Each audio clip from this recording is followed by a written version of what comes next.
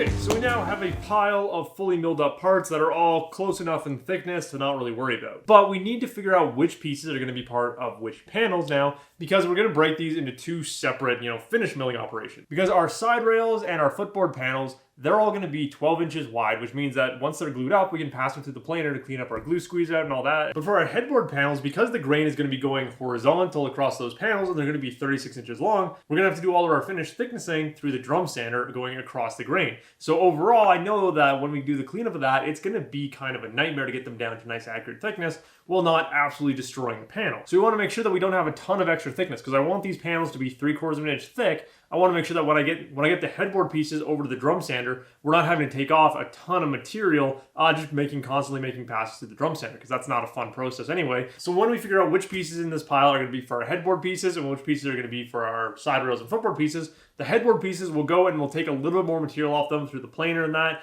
just to, again, make it a little bit easier later on once they're glued up. So the other thing we need to figure out here is which pieces we actually want to go together. Because you can see between these three pieces here that two of them will actually look pretty good if we put them together, and then one of them will not. And mainly it's this middle one here. So you can see how this one has quite a bit darker lines running through it. We've got a little bit curlier grain on this side. We've got some straighter grain on this side. Whereas these two boards, if we put them together, you can see that we can basically hide that seam. Now, ignore the obvious misalignment there. My workbench is not perfectly flat. It hasn't been for a long, long time. But by putting these together, I can get a good enough idea of what this panel would look like. And you can see that that seam blends in there just about perfectly by hiding it in that straight grain. But one of the biggest challenges here is going to be doing that same thing over our headboard. Because again, on our headboard, we need 6 pieces, including our bottom 7-inch piece that we need to add on, that all have straight grain on both sides that then can line up with each other. So we know that we need at least 4 pieces in each of these headboard panels that have straight grain running down both sides. The top one can have some cathedrals on the outside, and the bottom ones are just our 7-inch ones, which I already know have some straight grain on the edges.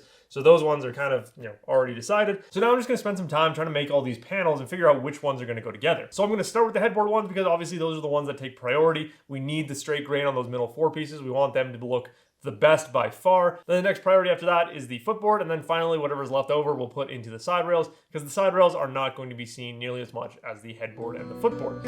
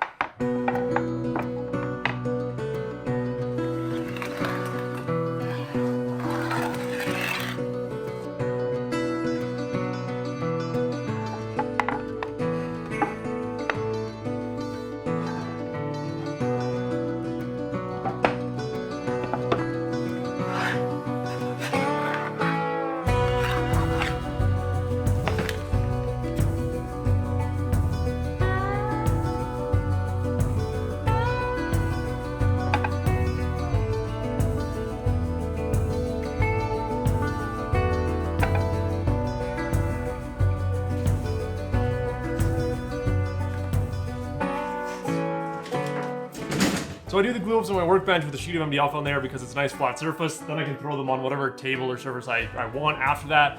Because that table that I'm throwing them on back there, not flat at all. If I try to do the glue up on it, the panels would come out all warped and wonky. So that's why I'm doing it on the workbench and then having to carry that heavy thing all the way back there. That is a heavy glue up.